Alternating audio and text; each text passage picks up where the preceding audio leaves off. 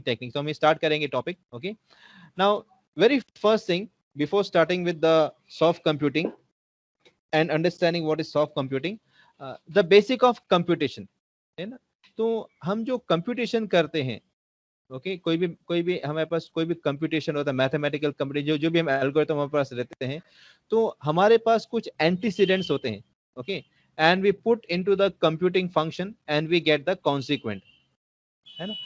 Antecedent क्या होते हैं? हमारे पास कुछ क्वेरीज होती है, ठीक है, कुछ हमारे पास कोई कोई कोई क्वेरीज रहेगी। जैसे हम बोलते हैं ना, इफ, हम देखते हैं इफ देन है, तो if this is the condition then this is the result.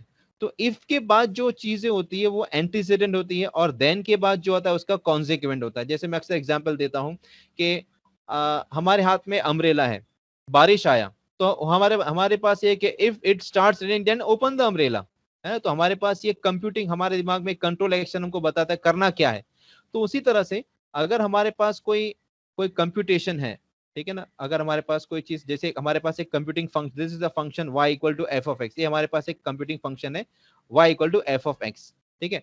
So how to find y, given the value of y we can compute y। जैसे एक हमारे पास फंक्शन है y equal to suppose x square, ये हमारे पास function है, ठीक है, y equal to x square. So if I give the value of x as 1, I know y is also 1. If I give the value of x as 2, y becomes 4. So we have simple computation, okay, जहां पर हम इसको output को compute करते हैं। So this f is a mapping function, ठीक है। और इसको सॉल्व करने के लिए maybe we have some formal method और we can have an algorithm, हमारे पास कोई एल्गोरिथम होगा।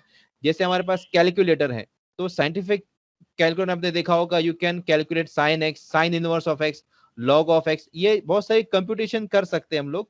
तो वो कंप्यूटेशन करने के लिए सम देयर इज सम एल्गोरिथम, हमारे पास एल्गोरिथम है जो चीज को कंप्यूट करता है। तो this is how a basic computation work. So we have in that case we have some antecedents, inputs, we can say inputs इसको बोलेंगे तो, और हमारे पास कुछ आउटपुट्स हैं, और यहाँ पे उसका कुछ बेसिक कंप्यूटेशन होगा। Okay, so this is how we have the computation. Now what are the important characteristics of computing? Computing के क्या कैरेक्टरिस्टिक्स होते हैं? सबसे पहला है कि it should provide precise solution, मतलब हमें एक एग्जैक्ट सॉल्यूशन हमें जरूरत होती है, ठीक है ना।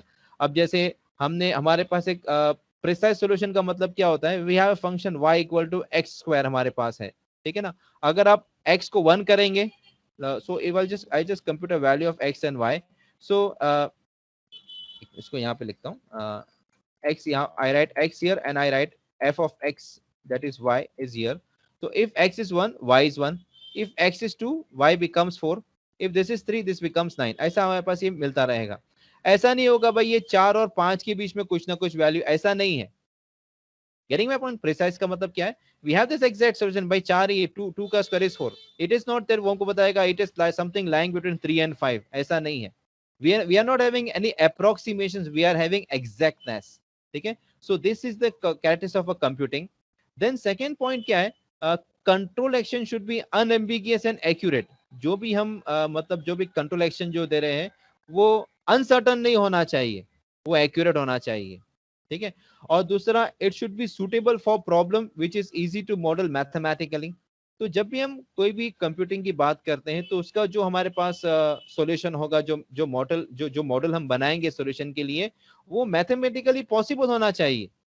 देखिए, it should not be like it should, we can not create a model which is possible mathematically, ऐसा ऐसा होना चाहिए। ऐसा नहीं कि उसका एक कोई मॉडल ही क्रिएट नहीं कर सकते, ऐसा नहीं होना चाहिए।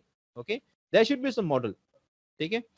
अब before coming to soft computing, है ना, अगर हम सॉफ्ट कंप्यूटिंग स्टडी करते हैं, मतलब there is something which is called as hard computing, है ना। कोई चीज सॉफ्ट है उसका मतलब कुछ हार्ड भी तो होना चाहिए।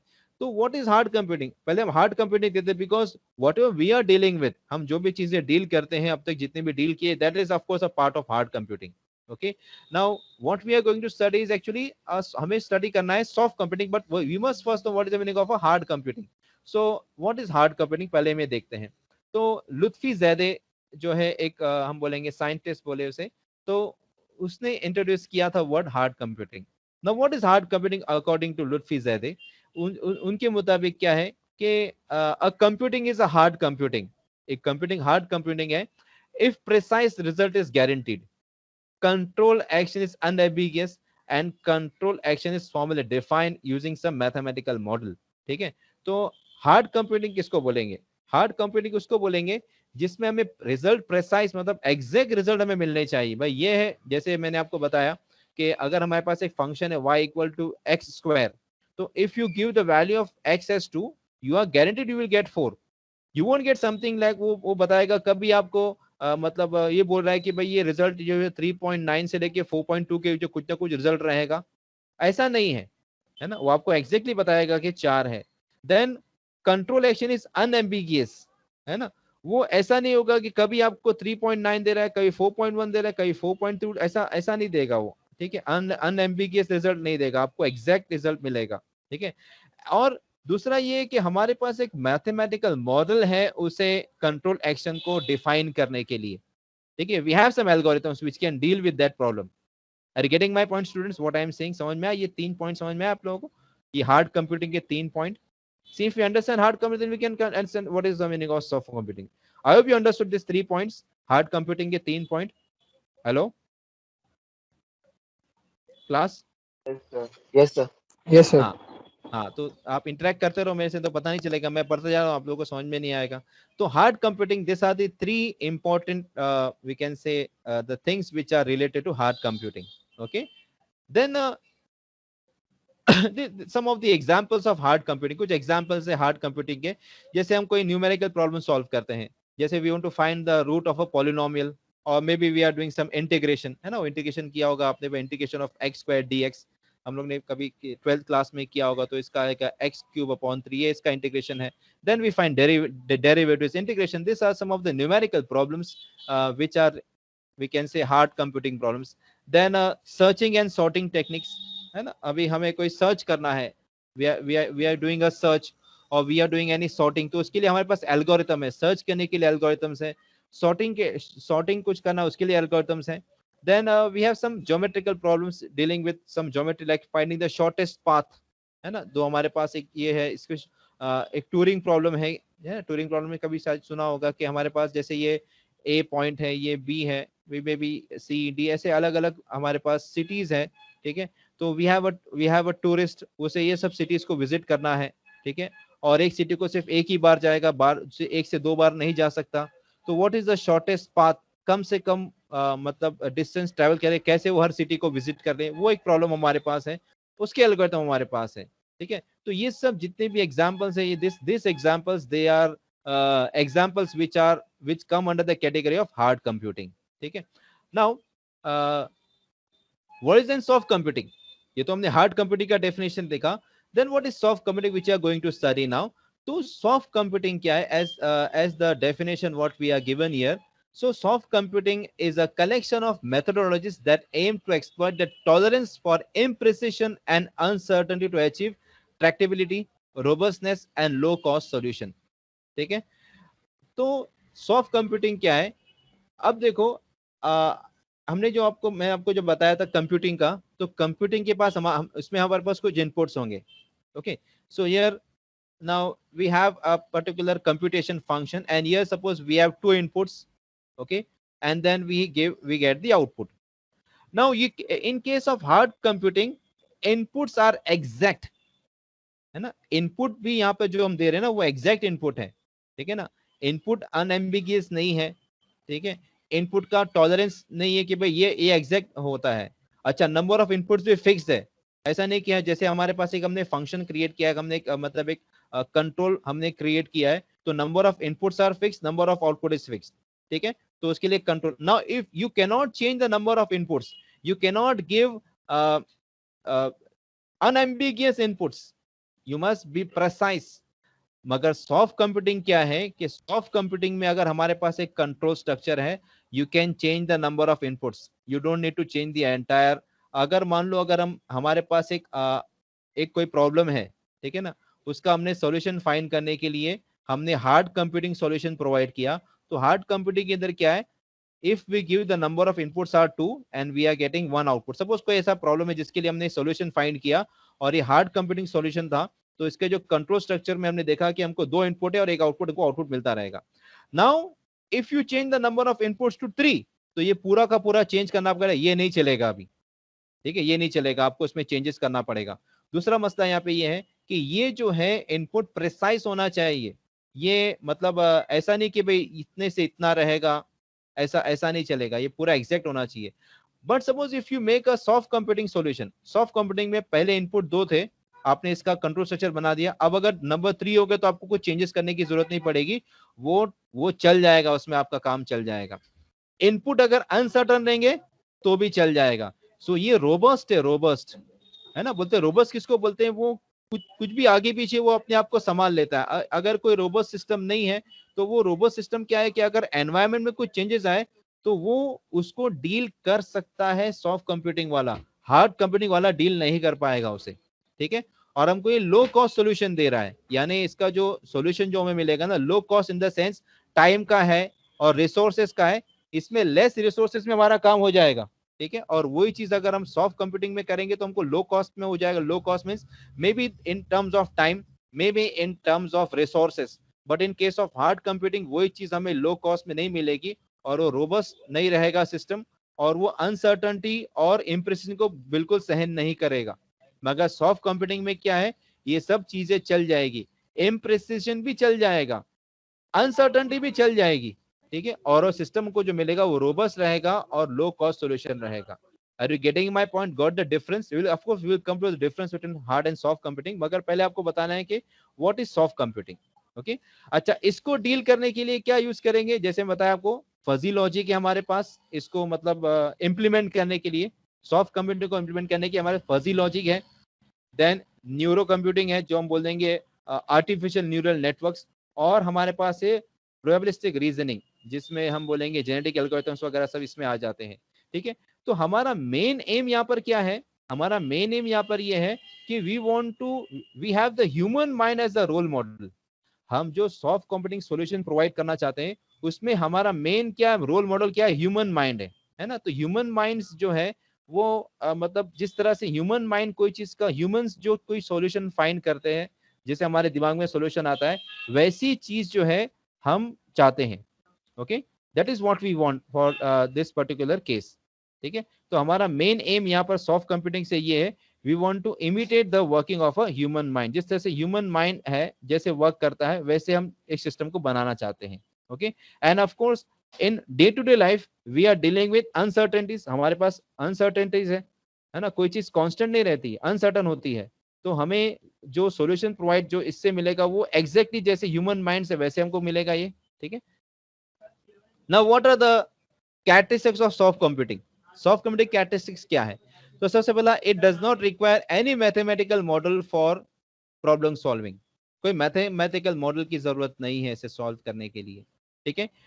दूसरा ये है कि इसमें सॉल्यूशन हमको प्रेसाइज नहीं मिलेगा, है ना। जैसे मैं आपको कैसे बताया, हार्ड कंप्यूटिंग में कैसा है कि अगर हमारे पास एक फंक्शन है y equal to x square, ठीक है ना, आपने अगर इसको 2 दिया तो ये y इक्वल टू 4 मिलेगा। मगर सॉफ्ट कंप्यूटिंग में यही हमको हमको 4 नहीं मिलेगा, कभी 4 से आगे कम मिलेगा, ज्यादा मिलेगा। मतलब हो सकता है कि we won't get precise answer. Are you getting my point? क्या बोल रहा हूं मैं class? It may not give us precise solution. तो सवाल ये आता है फिर काम क्या आएगा जब हमको आंसर ही गलत दे रहा है तो? मगर देखो आप ऐसा नहीं कि इसे यूज नहीं किया जाता, we are using it, okay. In many cases, of course we have some applications where we don't want precise answer but we want quick answers. बहुत ऐसी बहुत जगह होती है जहां पर हम प्रिसाइज आंसर्स की जरूरत नहीं होती, मगर हमें एक सॉल्यूशन चाहिए, even if the solution is not precise, we want the solution. तो वैसे केसेस में इसे हम देखेंगे, उसे यूज कर सकते हैं। Now this algorithms are adaptive, जो भी यहाँ पर हम जो भी सॉल्यूशन यूज करेंगे वो एडेप्टिव रहेगा। मतलब एडेप्टिव का मतलब ये है कि अगर एनवायरनमेंट डायनामिक रहेगा, if there is any change in the environment, we don't need to change the system, the system will adapt itself to the environment. System अपने आप को अडेप्ट कर लेगा एनवायरनमेंट के मुताबिक, ठीक है। और यही अगर मान लो हार्ड कंप्यूटिंग में होता तो हमको सिस्टम को चेंज, मतलब एनवायरनमेंट अगर चेंज होता तो हमको उसको चेंज करना पड़ता, मगर यहाँ पर ऐसा नहीं है, ठीक है ना। Now here use some biological inspired method such as genetics, है ना। इसके अंदर हम जो है ना सॉफ्ट कंप्यूटिंग में we use genetics, we use the theory of evolution, then ants behavior, है ना। एंड्स एंड्स की कॉलोनीज होती हैं, वो लोग कैसे बिहेव करते हैं, वो लोग कैसे अपनी मतलब कैसे खाना जमा करते हैं और कैसे मतलब ऑर्गेनाइज वे में लोग जिंदगी गुजारते हैं। Then particles swarming, okay, particle swarming और ह्यूमन नर्वस सिस्टम, ये सब चीजें ये हमको inspire, we get the inspiration for soft computing from all these things, from the genetics, okay, then we get from evolution, from ants behavior, from particle swarming and the working of our nervous system, ये सब चीजों से हमको inspiration मिलता है to create the soft computing solutions. Okay, now here are some examples, let us see some examples. अभी जैसे एक हमारे पास है हैंड रिटन कैरेक्टर रिकग्निशन, ठीक है, तो अभी सपोज जैसे हम हिंदी के अल्फाबेट्स लिखते हैं, ठीक है ना, अभी हमने अ ने अ आ, ये ना अ होता है, ये अ और ये आ हमने स्टडी करते हैं, तो अगर एक हिंदी अल्फाबेट है ये अ, तो ये अ को कोई ऐसा लिखता है ना, किसी ने ऐसा बना दिया, कोई ऐसा लिख दिया, किसी ने और तो ऐसा ऐसा करके लिख दिया, ठीक है ना। अब ये हमारे पास जो सॉल्यूशन है वो उसे एग्जैक्टली जो है ऐसा प्रिंट में कैसा होता है, प्रिंट में ऐसा करके बनाएगा भाई ये तीनों ये अ ही है, ठीक है ना। वो हैंड रिटन कैरेक्टर रिकग्निशन जो है ये एक पार्ट है सॉफ्ट कंप्यूटिंग के जिसको हम इंप्लीमेंट कर सकते हैं कि ये तीनों को अगर हम इनपुट देंगे, तीनों में से कुछ भी इनपुट देंगे तो ये हमको बताएगा भाई ये अल्फाबेट जो है हिंदी का अल्फाबेट अ है, ठीक है ना। जैसे हम कुछ और अल्फाबेट लिख दिए, इसके अलावा कोई इंग्लिश का अल्फाबेट लिख देंगे हम, है ना, किसी किसी को अलग अलग तरह लिखने का तरीका आता है, तो ये जैसे मैंने ए लिखा, किसी ने ऐसा ए लिखा, सॉरी ऐसा तो ये नहीं होगा, कुछ और हो जाएगा, तो ये ए किसी ने ऐसा लिखा, किसी ने ऐसा ए लिखा, किसी ने ऐसा कुछ ए ऐसा ऐसा लिख दिया, तो ये पता है कि भाई ये ए है, ये सब के सब अल्फाबेट जो ए को रिप्रेजेंट करते हैं, ठीक है ना। तो ये इंप्लीमेंट करने के लिए we have this artificial neural networks. तो कैसे वर्क करता है हम इससे देखेंगे, this is how the soft computing solution what we get is the soft computing solution. तो ये एक एग्जांपल है सॉफ्ट कंप्यूटिंग सॉल्यूशन का, क्या हम कैसे इसको कैरेक्टर कैसे रिकॉग्नाइज करते हैं कैरेक्टर्स को। देन दूसरा जो हमारे पास सॉल्यूशन है वो है सॉरी ये रोबोटिक मूवमेंट है, ठीक है ना। सपोज ये एक रोबोट है, हमारे पास रोबोट है और उसका यहाँ पर एक डेस्टिनेशन, यहाँ पर एक डेस्टिनेशन, इसे यहाँ पर पहुंचना है, ये डेस्टिनेशन में पहुंचना है, और रास्ते में बहुत सारे ऑब्स्टेकल, जैसे ये ऑब्स्टेकल है, ये एक ऑब्स्टेकल है, ये एक ऑब्स्टेकल, ऐसे मतलब ऑफ कोर्स ये बहुत बड़ा हो गया रोबोट, इसको छोटा करता हूं मैं। So if we have this is a robot, okay, this is suppose a robot and we want this robot to ये सपोज ये छोटा रोबोट है, ठीक है, this is a robot, okay, and we want this small robot to pass through to reach this destination, इसका destination, और बीच में बहुत सारे obstacles हैं, यहाँ पर ऐसे obstacles हैं आगे, ठीक है, तो ये कैसे जाएगा obstacles को से बच के कैसे जाएगा। ओके, एक पाथ ये हो सकता है, बहुत सारे पाथ हो सकते हैं। नाउ इसमें अलग अलग केसेस हो सकता है कि सब ये ऑब्जेक्ट्स जो है ये जो ऑब्स्टेकल्स है दे आर स्टेशनरी, ये मूव नहीं कर रहे, ठीक है ना, तो उसका एक सोल्यूशन फाइंड करना। और सपोज ये मूवमेंट करे तो फिर और एक बड़ा बड़ा मसला हो जाएगा भाई कैसे जाएगा ये। तो ये रोबोटिक मूवमेंट के लिए हम सॉफ्ट कंप्यूटिंग सोल्यूशन प्रोवाइड कर सकते हैं यूजिंग फजी लॉजिक, ठीक है, फजी लॉजिक के थ्रू इसका सोल्यूशन प्रोवाइड कर सकते हैं जो अपना पाथ ढूंढ के अपने डेस्टिनेशन पे पहुंच जाएगा। Then one more example is a money allocation problem, ठीक है ना। मनी एलोकेशन प्रॉब्लम में क्या है कि जैसे एक पर्सन के पास कुछ पैसे आ गए, ठीक है, उसको इन्वेस्ट करना है, तो अलग अलग बैंक है, जैसे मान लो ये बैंक ए है, ये बैंक बी है, ये बैंक सी है। तो ए वाला बोलता है कि आप हमारे पास पैसे जमा करो, इतने इतने मंथ के लिए जमा करो, आप हम आपको इतना रिटर्न करेंगे। बी वाले के पास कुछ अलग स्कीम है कि भाई आप इतने महीने के लिए हमारे पास पैसे जमा करो, आपको इतना रिटर्न देंगे। सी वाले के पास एक अलग स्कीम है। तो ये जो है हमारे पास एक सोल्यूशन प्रोवाइड करेगा ये तीनों का प्रॉब्लम लेकर, भाई ये तीनों में से कौन सा ज्यादा फायदेमंद रहेगा, ठीक है ना, और उसके मुताबिक वो इन्वेस्टमेंट का हमको बताएगा क्या इन्वेस्टमेंट करना। This is the solution and this money allocation solution can be find by using the genetic algorithm, ठीक है ना। तो ऐसे अलग अलग टाइप के प्रॉब्लम हमारे पास है और उसके अलग अलग टाइप के सॉल्यूशंस हो सकते हैं यूजिंग द वेरियस अप्रोच। जैसे मैंने आपको पहले एग्जांपल में बताया, जैसे ये कैरेक्टर रिकॉग्निशन है, यहाँ पर हम न्यूरल नेटवर्क यूज कर सकते हैं। देन सेकेंड एग्जांपल हमारे पास ये रोबोट मूवमेंट है, इसमें फजी लॉजिक यूज कर सकते हैं। Then in this case we can use a genetic algorithm to find the solution. Getting my point students? Hello? Yes, sir. Okay, नाउ ये बात आती है कि ये वर्क कैसे करता है, हाउ डज दिस वर्क। जैसे फॉर एग्जांपल हमने जो तीन अप्रोच देखे ना, यहाँ पे तीन अप्रोच यहाँ पे देखे हम लोग ने, तो ये अप्रोच वर्क कैसे करते हैं। तो इसका एक सिंपल एग्जांपल कैसा है कि एक टीचर स्टूडेंट रिलेशन है ना, जो टीचर है वो अपने स्टूडेंट्स को पढ़ा रहे हैं, तो टीचर ने जो है how the student how the teacher what approach the teacher uses to teach student, ठीक है ना। तो एक सिंपल अप्रोच में क्या है कि टीचर जो है वो बच्चों से सवाल पूछते हैं कि भाई इसका सॉल्यूशन बताओ, इस क्वेश्चन पूछा और बच्चों को उसका जवाब बता दिया, ठीक है ना, भाई देखो ये क्वेश्चन है और ये इसका आंसर है, ठीक है ना। और उसके बाद क्या किया, teacher puts questions and hints answers and ask whether the answer are correct और नॉट। तो पहले क्या किया टीचर ने बच्चों को ट्रेन किया। कैसे ट्रेन किया, टीचर ने कुछ क्वेश्चंस दिया बच्चों को और उसका जवाब बता दिया, भाई इसको ये क्वेश्चन है इसका जवाब है, ठीक है। उसके बाद वो ट्रेनिंग कितनी सक्सेसफुल हुई है उसके मुताबिक टीचर ने और क्वेश्चंस दिए और उसका उनको हिंट दिया कि भाई देखो ये हिंट है, और फिर पूछा कि क्या ये आंसर सही है कि गलत है, ठीक है ना। अब स्टूडेंट्स ने जो है ये जो ट्रेनिंग सेट्स, उसको जो ट्रेनिंग किया गया उसके मुताबिक वो बच्चों ने अपने दिमाग में चीजों को स्टोर किया, ठीक है ना। अब वो जो स्टोर किया उसके मुताबिक वो अभी नए प्रॉब्लम के सॉल्यूशंस फाइंड कर सकते हैं। गेटिंग माय पॉइंट, क्या बोल रहा हूं मैं, using this concept that the teacher first trains the students, teacher जो है बच्चों को ट्रेन कर रही है, ओके, और बच्चों को बताया देखो ये क्वेश्चन है, ये इसका आंसर है। फिर उनको कुछ क्वेश्चंस दिया, उसका हिंट दिया, ठीक है, कि आंसर सही है कि गलत है। अब ये सब चीजें जो है बच्चों के दिमाग में आ गई, बच्चों ने अपनी मेमोरी में दिमाग में ले लिया और उस पर्टिकुलर नॉलेज जो उनके दिमाग में है उसके मुताबिक वो अभी नए नए प्रॉब्लम को सॉल्व करेंगे।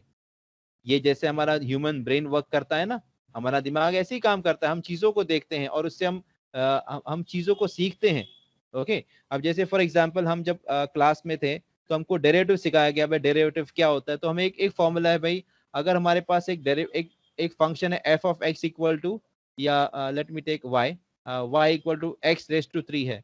अब इसका डेरिवेटिव क्या आएगा, इसका डेरिवेटिव है 3x रेस टू 3 माइनस, मतलब ये हो जाएगा इसका डेरिवेटिव, इसका डेरिवेटिव है। फिर मुझे और एक ट्रेनिंग हमको दिया भाई x रेस टू 4, इसका डेरिवेटिव क्या आएगा 4x रेस टू 3, ठीक है ना। अब हमको पूछा गया अब बताओ what is the derivative of x raise to 2, तो ये जो हमको सिखाया गया इसके मुताबिक हम इसको अप्लाई कर सकते हैं कि भाई यहाँ पर ऐसा किया तो ये हो सकता है कि ऐसा हो जाए, ठीक है ना। तो वैसे ट्रेनिंग सेट्स के मुताबिक हमें मतलब हम आगे वाला पार्ट कर सकते हैं, जो हमें पता नहीं है उसे भी सॉल्व कर सकते हैं। तो ये एग्जाम्पल जो है ना, ये कंसेप्ट है ANN का, आर्टिफिशियल न्यूरल नेटवर्क्स का, जिसके जरिए से हम प्रॉब्लम को सॉल्व करते हैं। ये ANN का कंसेप्ट है, ठीक है। देन दूसरा जो कंसेप्ट है how to select the best, है ना। अब जैसे मान लो कोई वर्ल्ड कप होता है ना, वर्ल्ड कप होता है, ठीक है ना। तो वर्ल्ड कप जैसे सपोज फुटबॉल वर्ल्ड कप होता है, फुटबॉल वर्ल्ड कप में I think there are 32 teams शायद खेलती है, 32 टीम खेलती है, ठीक है ना। अब ये 32 टीम, दुनिया में तो 180 नेशन है, 180 नेशन है, तो 180 से 32 कैसे सिलेक्ट करते हैं पता है आपको, हाउ 32 आर सिलेक्टेड, क्योंकि 180 की तो मैच नहीं खेलेंगे ना वर्ल्ड कप में, 180 की टीम कैसे खेलेगी, तो 32 टीम को सिलेक्ट किया जाता है। So how this 32 teams are selected, 32 team को कैसे सिलेक्ट करते हैं, yes, how this 32 teams are selected, hello, ये 32 टीम को सिलेक्ट करते हैं ना पहले। अब सिलेक्ट करने के लिए सिलेक्ट करने के लिए क्या करेंगे वो लोग, है ना, पहले एलिमिनेशन राउंड रखेंगे, एलिमिनेशन राउंड, ये नेशंस को खिलाएंगे आपस में। उसमें से जो 32 बेस्ट टीम है ना, जैसे मान लो एशिया के अंदर भाई वो लोग बोलेंगे भाई एशिया से हमको 8 टीम चाहिए, तो एशियन कंट्रीज आपस में मुकाबला करेंगे, इसमें से 8 टीम जाएगी, ठीक है भाई। यूरोप वाले बहुत अच्छा फुटबॉल खेलते हैं तो उनको 16 का एक दिया जाएगा कोटा, आप 16 टीम भेजो, तो यूरोप में जितनी कंट्रीज आपस में खेलेंगे उसमें 16 टीम, जो बेस्ट 16 टीम्स आएगी वो 16 टीम्स वो लोग भेजेंगे। बाकी 8 बची, चलो भाई 4 अफ्रीकन कंट्रीज की आएंगे, एक यहाँ वहां से करके पूरा 32 टीम। अब ये 32 टीम के अंदर वर्ल्ड चैंपियन कौन रहेगा, अब इनको आपस में खिलाओ, ठीक है ना। तो आपस में खेल खेल के एक टीम कोई ना कोई तो सबसे सुपीरियर बन जाएगी, दैट इज अवर चैंपियन, है ना, that is the champion team. तो वही कंसेप्ट यहाँ पर हम यूज करेंगे, how to select the best, ठीक है ना। उसमें हमारे पास एक जेनेटिक एल्गोरिथम है, तो we have like we want to find the solution of a problem. तो initially we select some population, एक पॉपुलेशन सिलेक्ट करेंगे हम कि भाई ये इसमें से कोई ना कोई हो सकता है सॉल्यूशन है। बाद में इनको कंबाइन करेंगे, जैसे हम खिलाते ना भाई, ये टीम है हमारे पास 8 टीम है, अब ये 8 में से चैंपियन तो आपस में खिलाओ उन लोगों को, जो सबसे बेस्ट रहेगा, है ना, जो सबसे बेस्ट टीम रहेगी वो सबसे आगे बढ़ते रहेगी, तो इसके बाद सेमीफाइनल होगा, ठीक है ना, या क्वार्टर फाइनल होगा, फिर सेमीफाइनल होगा, फिर फाइनल होगा। तो ये एक स्ट्रेटेजी हम यूज करते हैं, तो वो स्ट्रेटेजी जेनेटिक एल्गोरिथम में यूज की जाती है।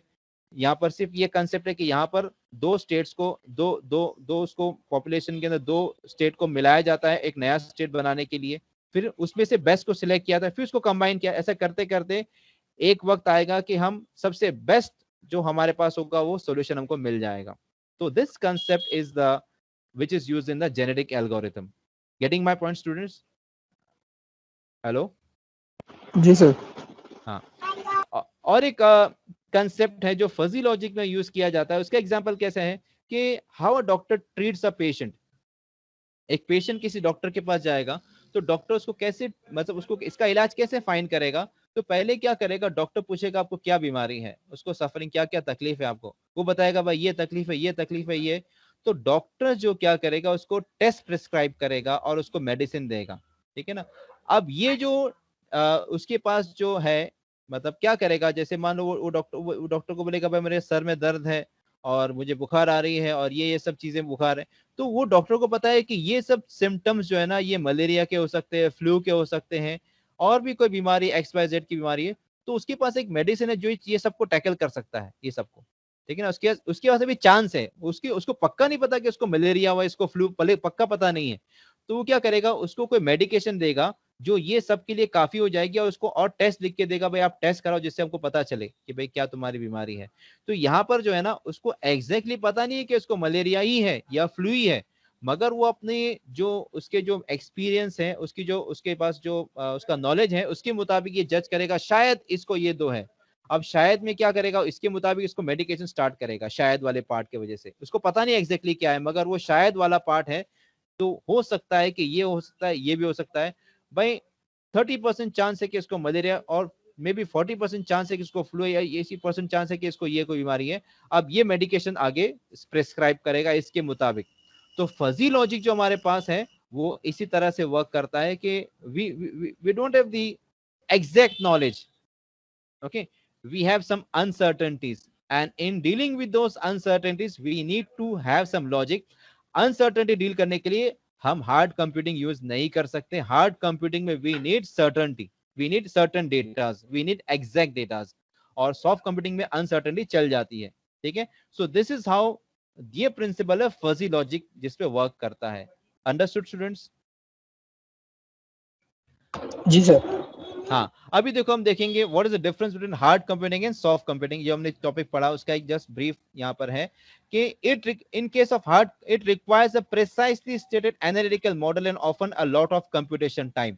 तो इसको क्या चाहिए, एक प्रिसाइज मॉडल चाहिए कि ऐसा होना चाहिए। और यहाँ पर क्या है, it can deal with imprecision, uncertainty, partial truth and approx, ये सबको डील कर सकता है सॉफ्ट कंप्यूटिंग। ये सब चीजों को हार्ड कंप्यूटिंग डील नहीं कर सकता। अच्छा, hard computing system they are based on binary logic. Binary में पता है आपको क्या होता है, या तो जीरो या तो वन, ठीक है ना। हम बोलेंगे अ पर्सन इज इंटेलिजेंट, तो या तो हाँ या तो ना, वो या तो इंटेलिजेंट है या तो नहीं है। और पर्सन इज अ स्कॉलर और इज अ डफर, ठीक है ना। मगर फजी लॉजिक में क्या है कि भाई वो पूरा नहीं, जीरो वन एग्जैक्ट वो नहीं, जीरो वन भी हो सकता है, इसके अलावा भी हो सकता है ना। तो यहाँ पर हमारे पास जो है ना फजी लॉजिक है, न्यूरल नेटवर्क्स है, ये सब प्रोबेबिलिस्टिक रीजनिंग है। तो यहाँ पर हम ऐसा नहीं कि एकदम से ट्रूथ नहीं है, पार्शियल ट्रूथ को भी डील करते हैं, और पार्शियल फॉल्स भी रह सकता है, कुछ भी हो सकता है वो, ठीक है ना। So it has the categories of precision and categoricity, it has the categories of approximation and dispositionality, ठीक है ना। डिस्पोजिशनैलिटी का यहाँ पे प्रिसाइज है, यहाँ पे अप्रोक्सीमेट है। तो ये डिफरेंस है दोनों के बीच में। Then hard computing is deterministic, ये डिटर्मिनिस्टिक है, और ये स्टोकेस्टिक है। स्टोकेस्टिक का मतलब नॉन डिटर्मिनिस्टिक, ठीक है ना। Now hard computing it requires exact input data, भाई जो डेटा है वो एग्जैक्ट होना चाहिए। ये एम्बिगियस और नॉइजी डेटा को भी एक्सेप्ट कर सकता है। ये जो है सीक्वेंशियल वे में काम करेगा। सीक्वेंशियल का मतलब क्या, ये इनपुट आया, इसका आउटपुट इसको गया, इसका आउटपुट, ये एक सीक्वेंस में काम करेगा। मगर यहाँ पर पैरेलल कंप्यूटेशन भी पॉसिबल है, क्योंकि ये पार्शियल डेटा को भी डील कर सकता है। यहाँ पर पार्शियल इंफॉर्मेशन डील नहीं, पूरी आएगी तो ही आगे बढ़ेगा। और यहाँ पर क्या है कि पार्शियल इंफॉर्मेशन रहेगी तो भी आगे बढ़ेगा ये। तो ये it can deal with parallel computation also, ठीक है।